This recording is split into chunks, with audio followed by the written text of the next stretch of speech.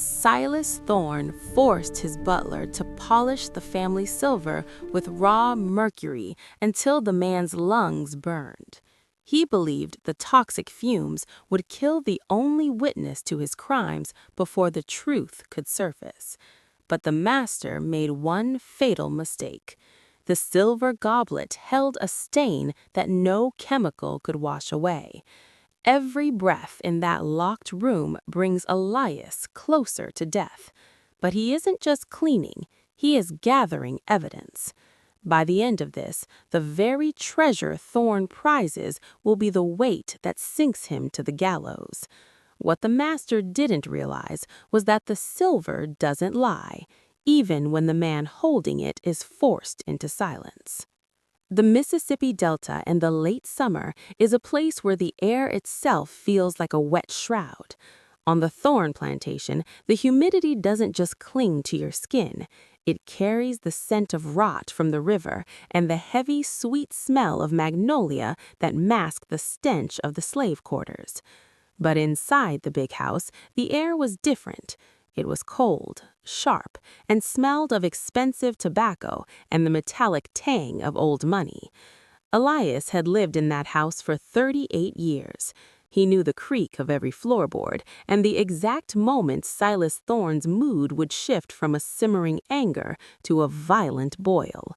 Elias was a man of quiet observation. He had to be. In a world where a wrong look could cost you your skin, he had learned to see everything without ever appearing to look. He had a steady hand and a nose that could pick out the scent of rain hours before the first drop fell. He also knew the difference between the smell of a natural death and one that was helped along by human hands. That was the problem. That was why he was currently standing in the dim light of the back pantry, staring at a jar of cleaning paste that looked like liquid moonlight and smelled like a slow death. Silas Thorne stood in the doorway, his silhouette blocking the light from the hallway. Silas was 50 years old, a man whose wealth had grown even as his soul shriveled. His face was a map of broken veins and arrogance, but lately something else had been written there. His hands were shaking. It wasn't just the tremors of an alcoholic, though the whiskey bottle was never far from his reach. It was a rhythmic neurological twitch that made the gold rings on his fingers click against each other. Silas watched Elias with a gaze that was both paranoid and predatory. He needed Elias gone, but he couldn't just hang him or sell him off. Not yet, not while the memory of his younger brother, Julian, was still fresh in the minds of the county officials. Julian Thorne had been the favorite. He was younger, kinder, and he was the one who was supposed to inherit the bulk of the estate according to their father's will. But 6 months ago, Julian had died of a sudden fever. At least that was the story Silas told the doctor. Elias knew better. He had been the one to clear the table that night. He had seen the way Julian's face had twisted in agony after the final toast. He had seen the ceremonial silver goblet, the pride of the Thorne lineage, sitting empty by Julian's hand, and he had seen Silas's face, not a mask of grief, but one of intense, shivering relief. Now Silas wanted that goblet clean, not just clean, but blindingly bright, for the arrival of Judge Sterling. The judge was a man of the law, a rigid traditionalist who was coming to the plantation for the seasonal hunt. Silas knew that if the judge sought the Thorne silver looking anything less than perfect, it would be a slight against the family name. But there was a deeper reason for the sudden urgency. Silas knew that as long as that goblet sat in the cabinet, it held the ghost of his brother. He believed that if he could just scrub it hard enough, if he could use the most powerful chemicals he could find, the evidence of what had been in that wine would vanish forever. The problem was that the silver paste Silas had provided wasn't just a cleaner. It was a mixture laced with raw mercury. Silas had told Elias it was a secret formula from a chemist in New Orleans, something to make the silver shine like the sun. But Elias knew the smell. He knew the way mercury behaved. He knew that in a closed room without a breeze to carry the vapors away, those fumes would settle in a man's lungs and turn them to stone. He knew that the tremors Silas was experiencing were the first signs of the poison he himself had been handling to prepare the mixture. Silas was killing himself to kill his butler, and he was too arrogant to realize it. Silas stepped closer, the floorboards groaning under his weight. He held out a heavy iron key. "Take the silver to the cellar room, Elias," he said, his voice raspy and thin. "I want every piece polished, every fork, every tray, and especially the ceremonial goblet. Don't come out until it's finished. I want to see my face reflected in the metal. Do you hear me?" Elias took the key. His fingers touched the master's cold, damp hand. The tremors were worse today. Silas's eyes were bloodshot, the pupils pinpricks of dark suspicion. "I'll do it, Master Thorne," Elias said quietly. He didn't look up. He didn't have to.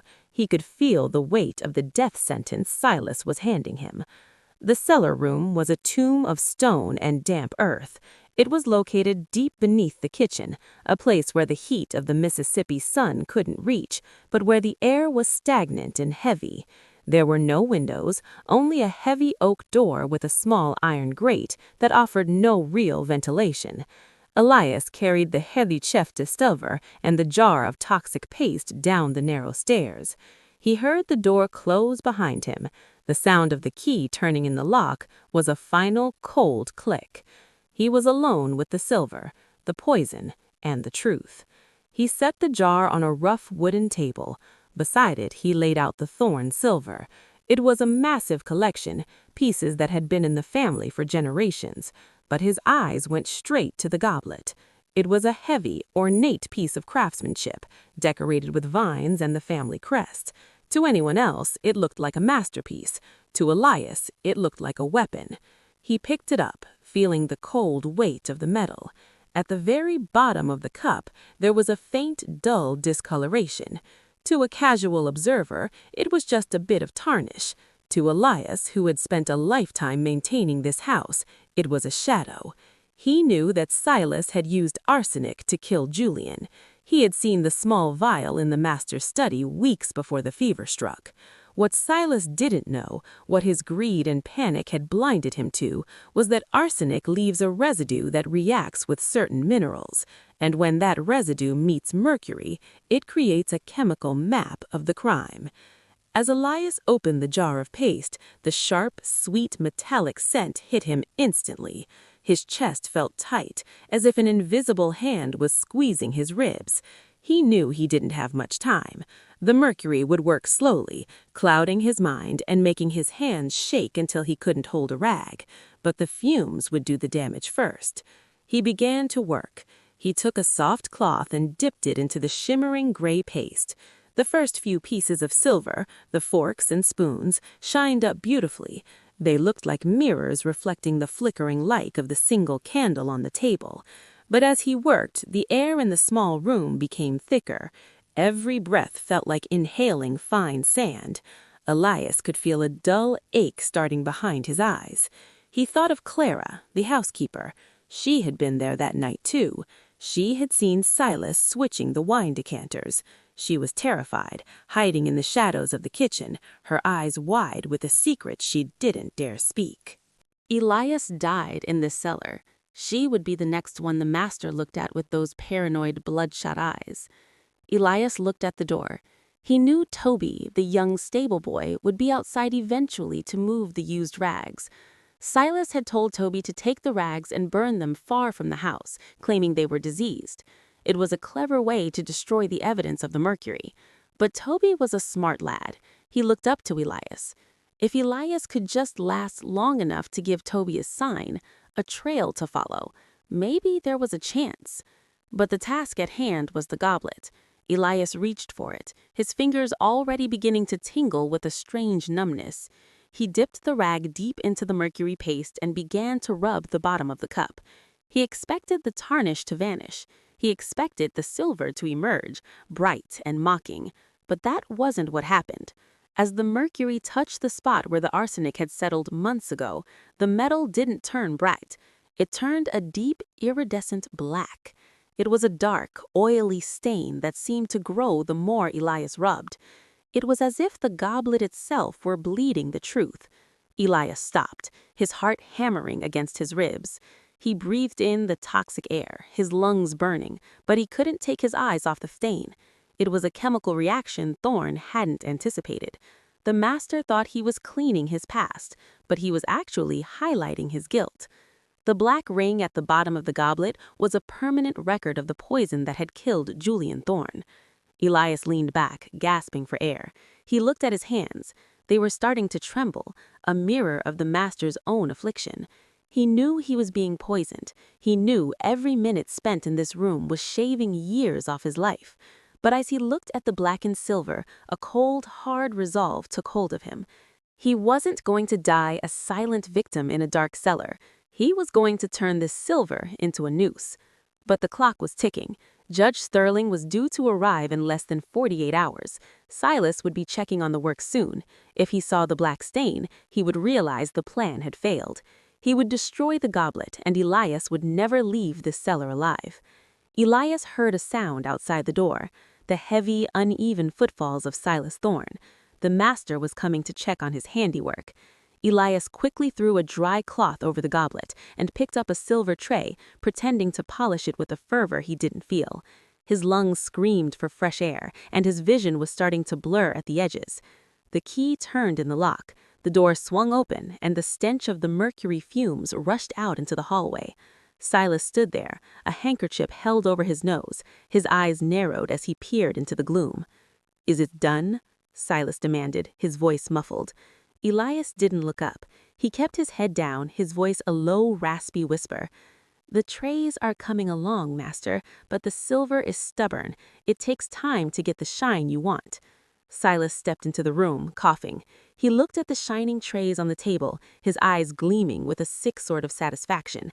He didn't notice the way Elias's hand was gripping the edge of the table to stay upright. He didn't see the jar of paste sitting dangerously close to the edge. "Make it perfect, Elias," Silas hissed. "The judge expects the best. And remember the rags. Give them to Toby.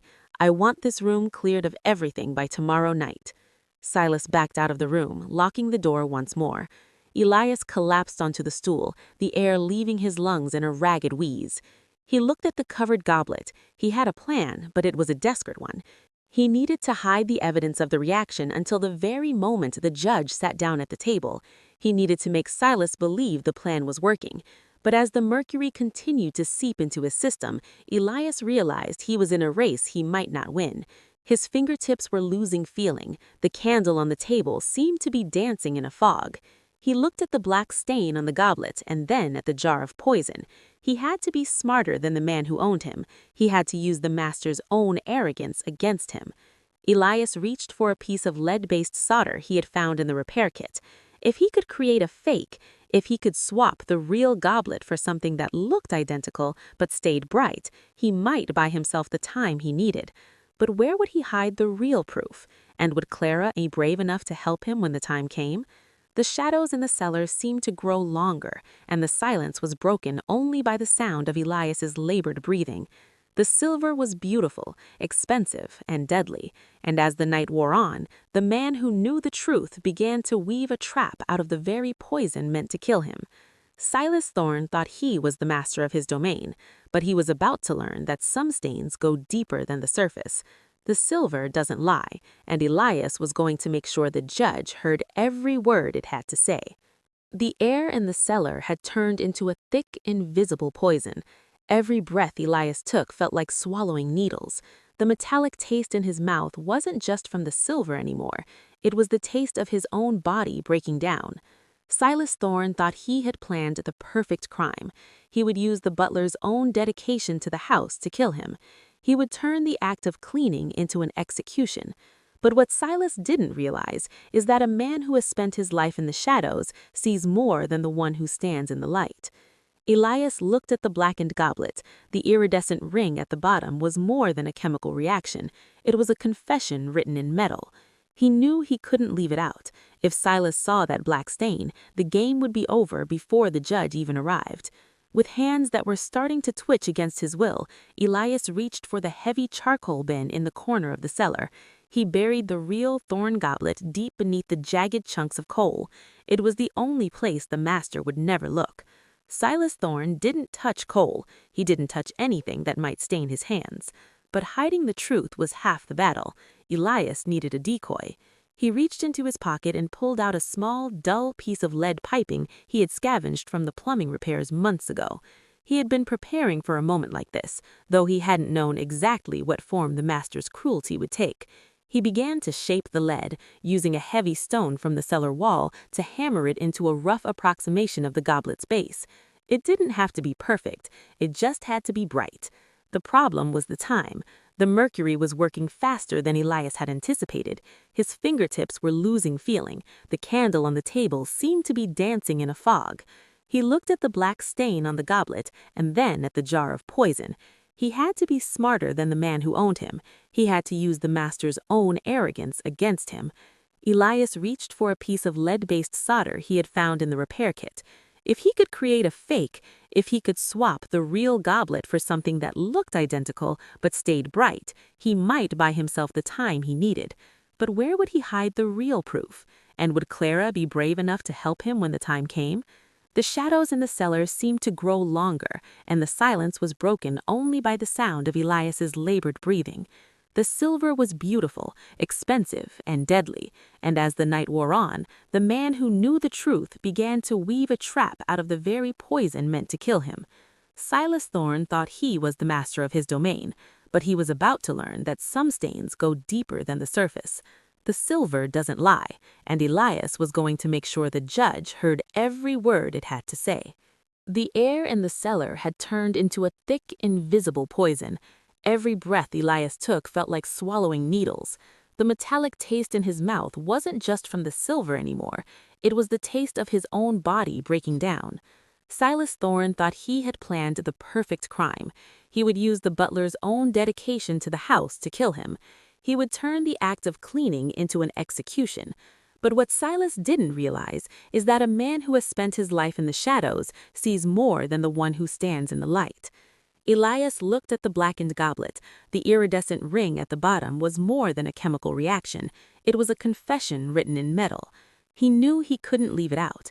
If Silas saw that black stain, the game would be over before the judge even arrived.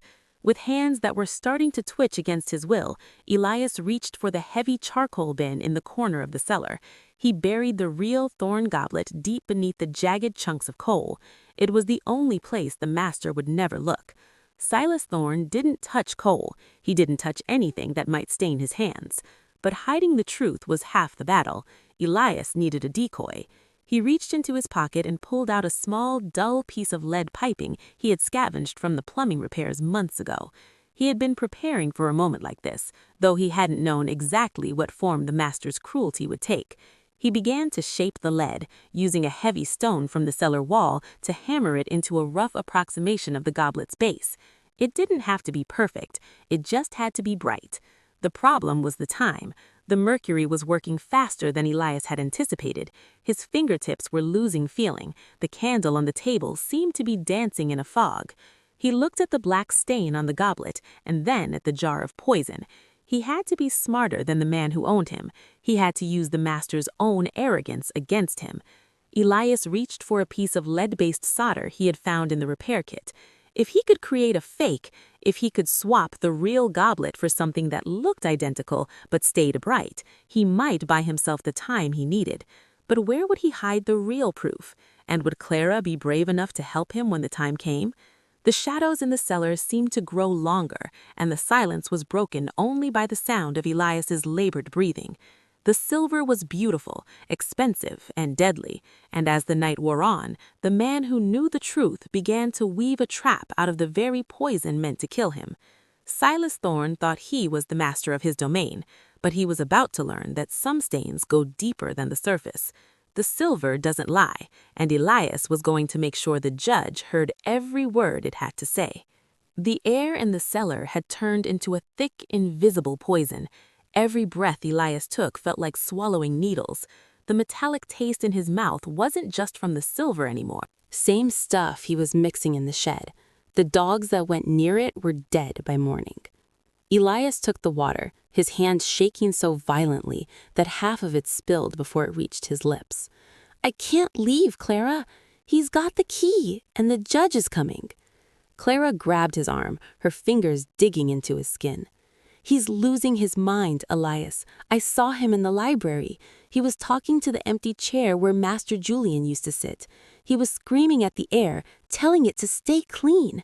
Then he started searching your quarters. He's looking for something. He thinks you took something from Julian's room before he died." Elias felt a cold sweat break out on his forehead. Silas wasn't just trying to kill him. He was looking for any piece of evidence Julian might have left behind. A letter, a note, a different vial of medicine. Silas was haunted by the possibility that his brother had known the end was coming.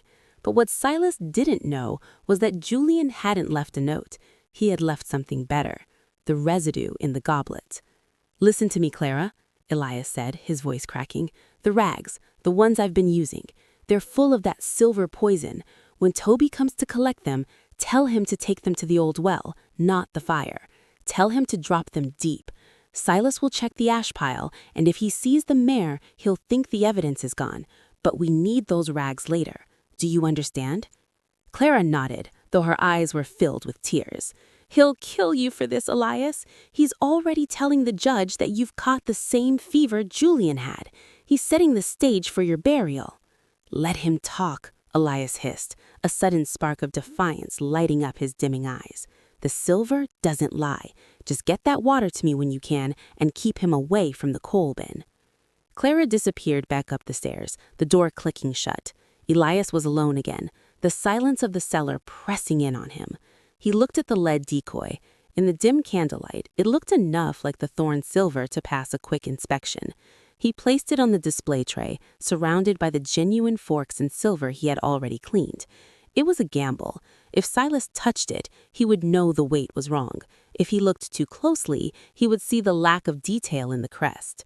But Silas was currently blinded by his own deteriorating mind. Suddenly, the house above erupted in a flurry of activity.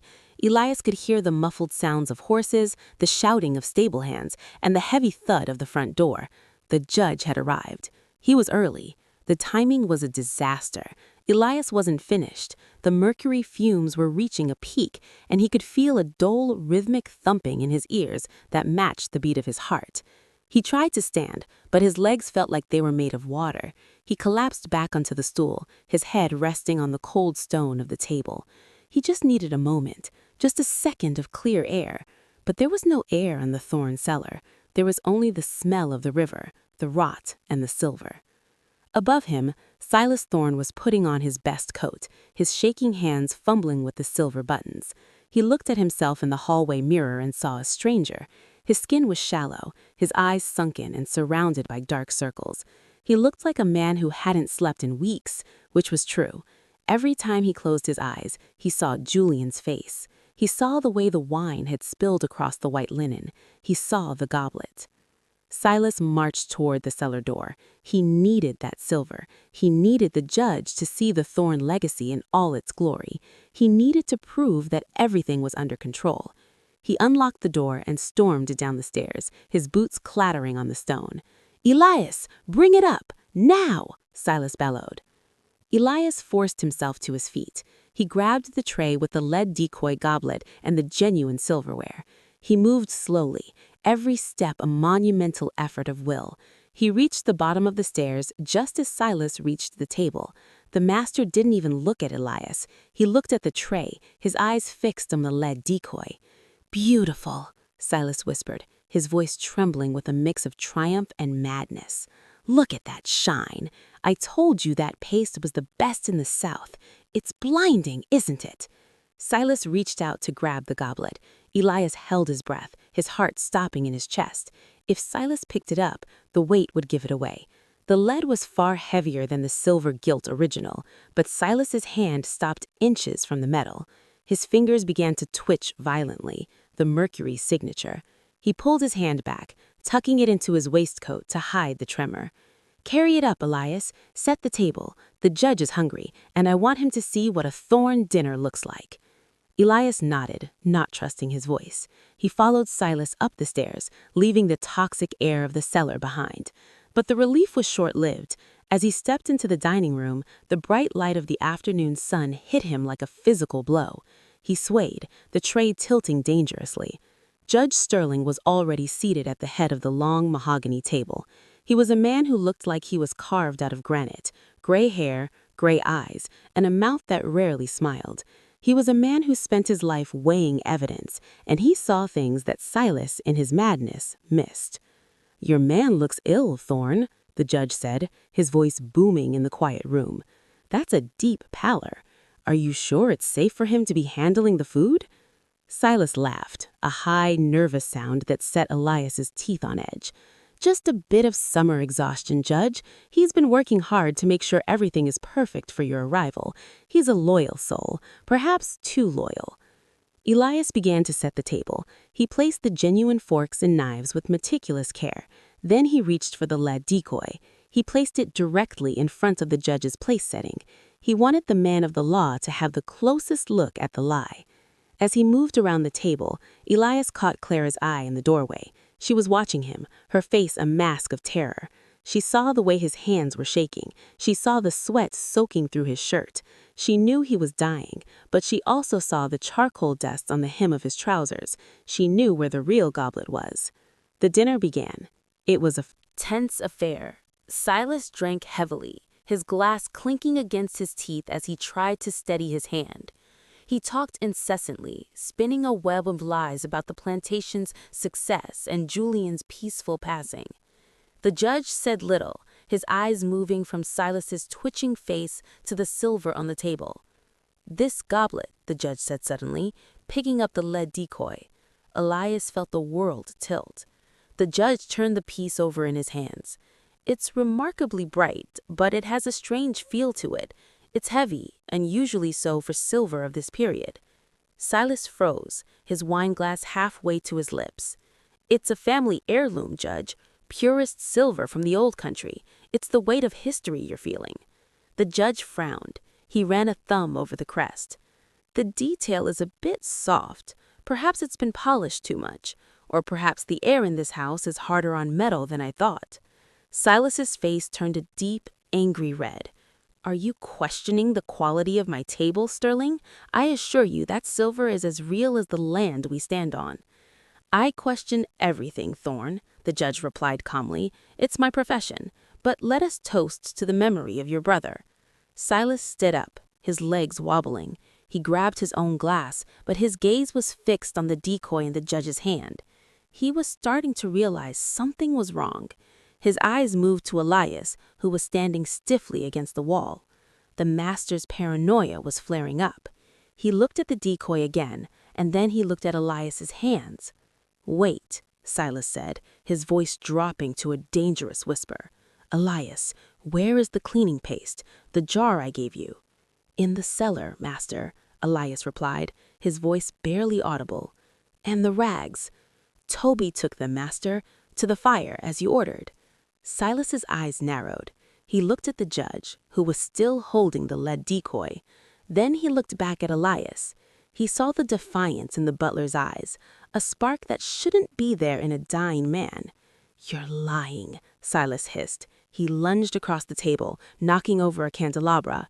He grabbed the lead decoy from the judge's hand and slammed it down onto the mahogany surface.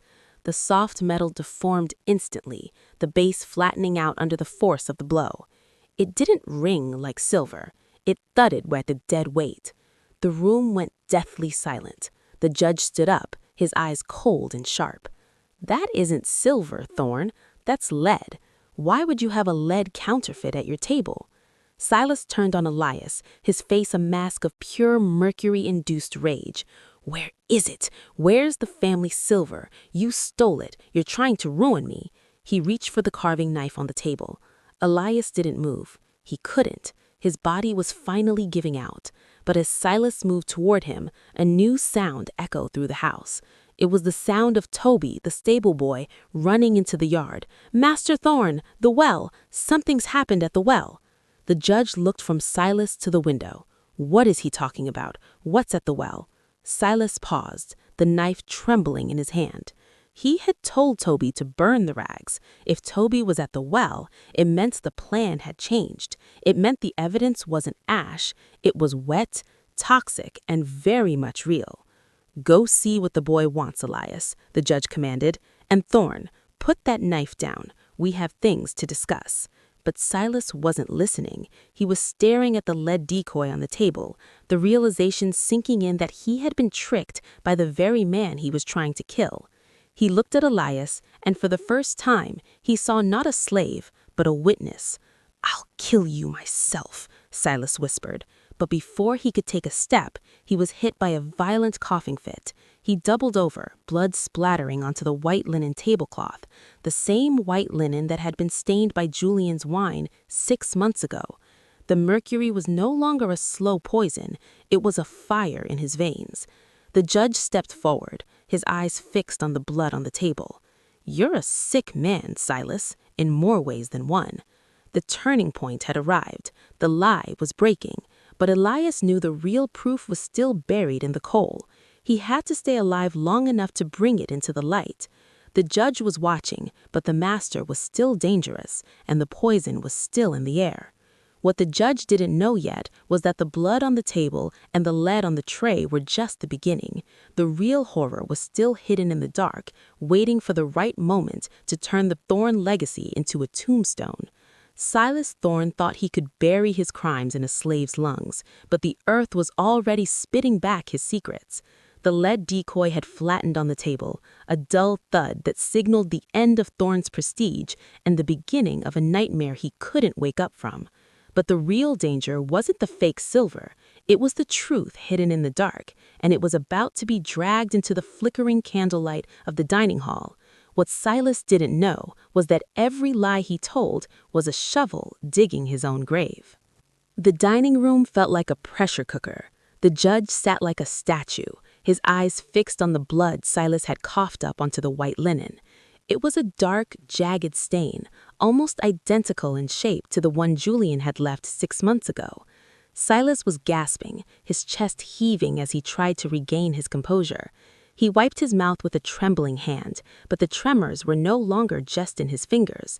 His entire arm was shaking, a rhythmic, uncontrollable jerking that made his sleeve rattle. "Explain this, Thorn," the judge said, his voice cold as a winter creek. "A lead counterfeit at your table, a butler who looks like he's walking toward his own funeral, and now blood. This house doesn't smell like a plantation, it smells like an apothecary shop after a fire." Silas tried to stand, but his knees buckled. He grabbed the edge of the table, his knuckles white. "He stole it, Elias. He's been bitter since Julian died. He took the family silver and sold it to some trader on the river. He made that lead piece to hide his theft until I could be ruined." It was a desperate lie, a classic move from a man who had run out of ground to stand on. Silas pointed a crooked, shaking finger at Elias. "Search his quarters. Search the quarters of every soul on this land. You'll find the money, or you'll find the traitor. He's a thief, Sterling, a common, murderous thief." Elias leaned against the sideboard, his breath coming in shallow, ragged whistles. The world was spinning. He could see the judge's face, then the ceiling, then the floor. He felt a strange heat in his fingertips, a burning sensation that told him the mercury was winning, but he couldn't let go, not yet. He looked at Silas and saw the fear behind the madness. Silas wasn't just afraid of the law, he was afraid of the dead. He kept glancing at Julian's empty chair as if he expected his brother to start laughing. Suddenly, the door to the dining room burst open. Toby, the stable boy, ran in. He was holding something wrapped in a piece of burlap, his face streaked with dirt and tears. He didn't wait for permission to speak. He didn't care about the rules of the house anymore. "Master, the well, the old well by the creek, the dogs found the rags. 2 of the hounds are down, master. They licked the water dripping from these." Toby dropped the burlap onto the floor. It fell open, revealing the heavy gray-stained rags Elias had used in the cellar. The smell hit the room instantly, that sharp, cloying metal scent of raw mercury. It was so strong, it made the judge cover his nose. The judge stood up, walked toward the rags. He didn't touch them, but he leaned down, his eyes narrowing.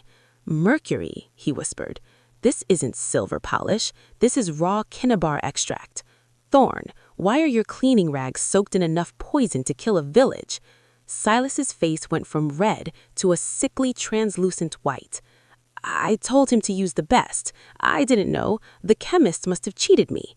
The chemist didn't lock Elias in the cellar for 16 hours. Her voice said it was all. Clara, she was standing in the doorway, her hands folded tightly in front of her. Her voice was trembling, but it didn't break. She had spent years watching Silas Thorne destroy everything he touched, and she had finally reached her breaking point. "He gave Elias that paste," Clara said, looking directly at the judge. "He told him to stay in that room until the silver was blinding. He told Toby to burn the rags because he said they were diseased, but the boy was scared. He didn't want to touch them, so he threw them down the dry well instead." The judge turned his gaze back to Silas. The silence in the room was heavy, suffocating. The only sound was the rhythmic clicking of the rings on Silas's hand. "Is that true, Thorne?" the judge asked. Silas didn't answer. He couldn't. He was staring at the rags on the table as if they were snakes ready to strike. He realized then that he had failed. He hadn't destroyed the evidence. He had only moved it. And now the very poison he had used to try and silence Elias was being presented as an exhibit in his own trial. "The silver," Elias gasped, the words bubbling up through the fluid in his lungs. "The real silver. It isn't sold." Silas lunged for Elias, his movements jerky and uncoordinated. "Shut up. Shut your mouth, you lying dog." The judge stepped between them, his hand resting on the hilt of the small sword he wore for travel. "Let him speak, Thorne. If the silver isn't sold, where is it?" Elias pointed a trembling hand toward the floor. "The cellar, the cabin. He wanted it clean, but it turns black. The silver turned black, Judge. Black." The judge frowned. "Silver doesn't turn black from mercury. Unless—" He stopped. He was a man of the law, but he had studied the sciences in his youth. He knew that mercury was a reactive metal. He knew it sought out other elements, and he knew what Julian Thorne had supposedly died of. "Unless there was something else on the metal," the judge finished. "Something like arsenic." Silas let out a low animal growl. He turned and ran. He didn't head for the door. Paste had reacted with the arsenic residue that had been dried into the fine scratches of the silver, creating a mark that no amount of scrubbing could ever remove. The judge picked up the goblet. He looked at the black ring, then at the man seizing on the floor, and finally at Elias. "You knew," the judge said. "I saw the wine that night," Elias whispered. "I smelled the bitter almonds in the dregs, but nobody listens to a butler." "They will now," the judge replied, but the victory felt hollow as Elias felt his vision start to darken. He had reached the finish line, but the price of the race was his life. He looked at the goblet one last time. It was the centerpiece of the Thorne family's pride, and now it was the evidence that would erase their name from history. The overseer arrived with the irons, but they weren't needed yet. Silas was unconscious, his body finally exhausted by the chemicals and the rage. They dragged him out like a sack of grain, his expensive coat trailing in the dust and the blood. The judge turned to Elias. "We need to get you to a doctor. There is a man in town who knows about the heavy metals. He might be able to help." Elias shook his head slowly. He knew the truth. He could feel the mercury in his bones. He could feel the way his mind was starting to drift, the memories of the plantation blurring into a soft gray fog. "The silver," Elias said, his voice a mere ghost of itself. "Check the bottom of the decanter too, the one he broke. You'll find the same mark." The judge looked at the shattered glass on the floor. Sure enough, where the brandy had pooled around the silver collar of the bottle, the metal was beginning to turn that same sickly black. Silas had been poisoning himself for months, using the same decanter he had used to kill his brother, never realizing that the residue was still there, waiting for the mercury in his own system to find it. The logic of the error was perfect. A man blinded by greed forgets that poison kills the hand that holds the cup. But as the judge began to take notes, a new problem emerged. Silas Thorne's lawyers were powerful men. The estate was vast, and in the Mississippi Delta, a slave's word was still a fragile thing, even with physical evidence. The judge knew that for this to stick, for Silas to actually face the gallows, he needed more than just a stained cup. He needed a witness who could survive long enough to stand in a courtroom. "Elias," the judge said, leaning in close, "stay with me. Don't close your eyes. I need you to tell me everything. From the moment Julian sat down at that table, I need every detail." But Elias was looking past the judge. He was looking at the window where the sun was setting over the fields. He could see the silhouettes of the other workers coming in from the harvest. He could see the future, a world without Silas Thorne. The problem was Silas wasn't the only one who had a secret. As the judge started his investigation, he noticed something in the coal bin that Toby had missed. It wasn't a piece of silver. It was a small, leather-bound book, Julian Thorne's diary. If Silas had found that book, he would have burned it, but Julian had hidden it where he knew his brother would never look, and in those pages was the final piece of the puzzle, a piece that would turn a simple murder into a conspiracy that reached far beyond the Thorne plantation. The judge reached for the book, but as his hand touched the leather, he heard a sound from the hallway.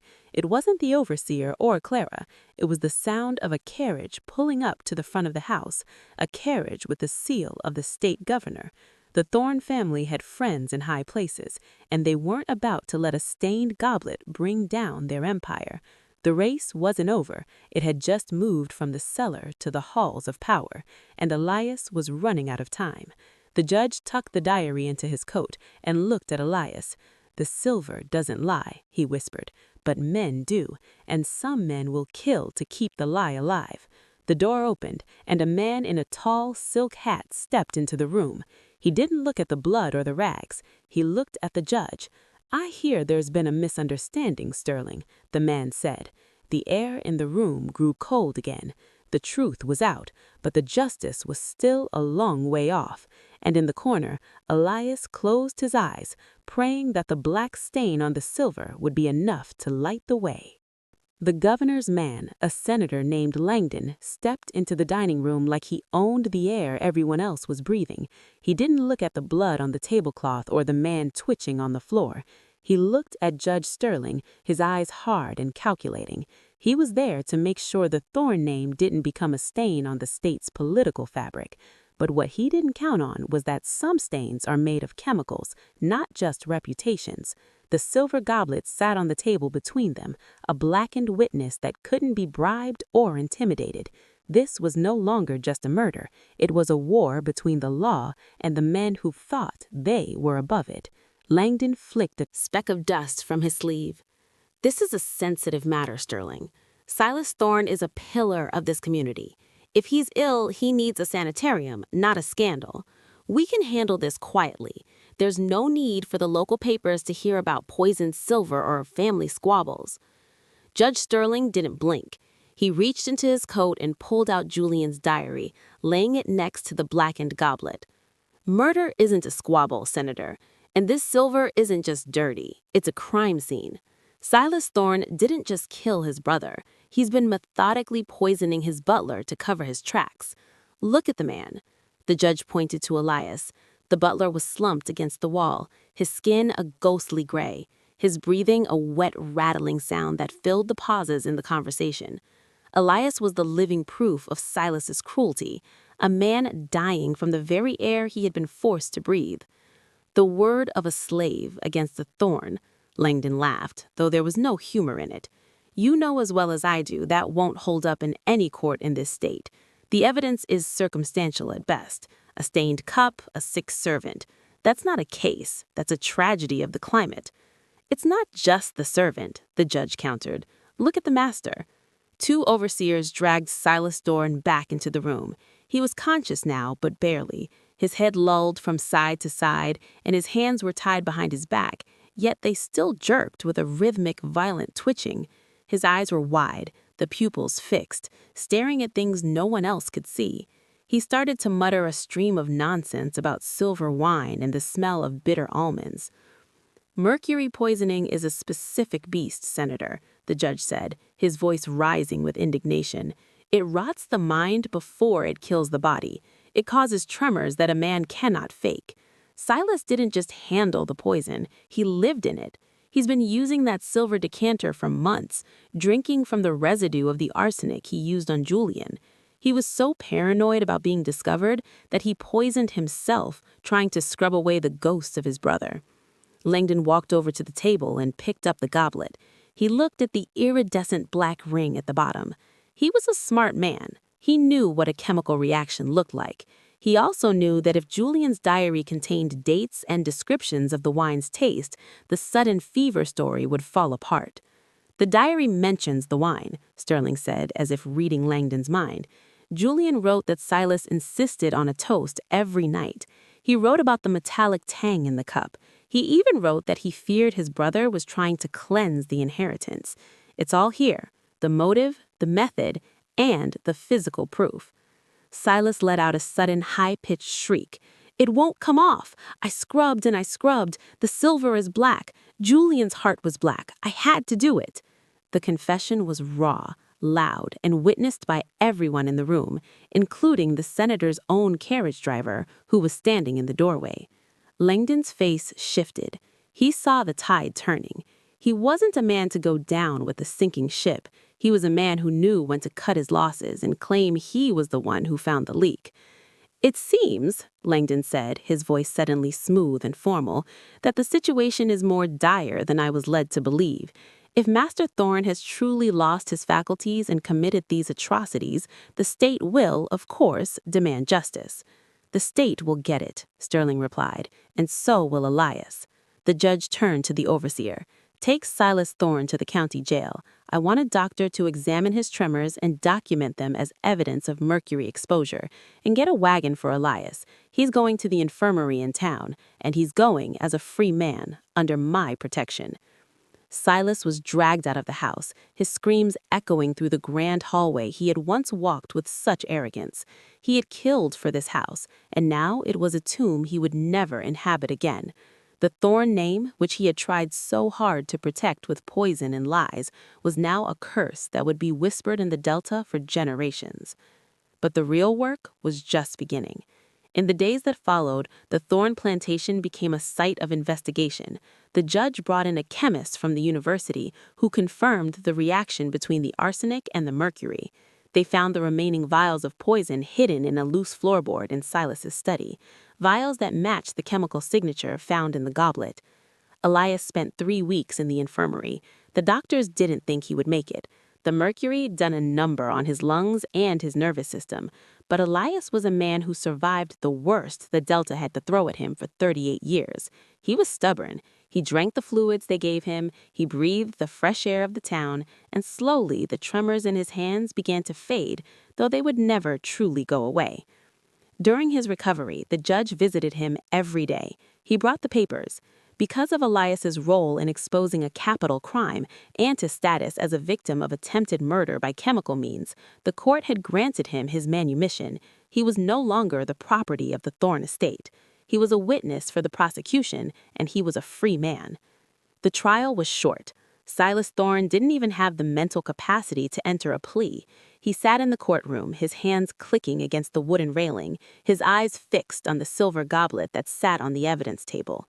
Every time the sun hit the metal and reflected the black stain, Silas would flinch, as if he'd been struck.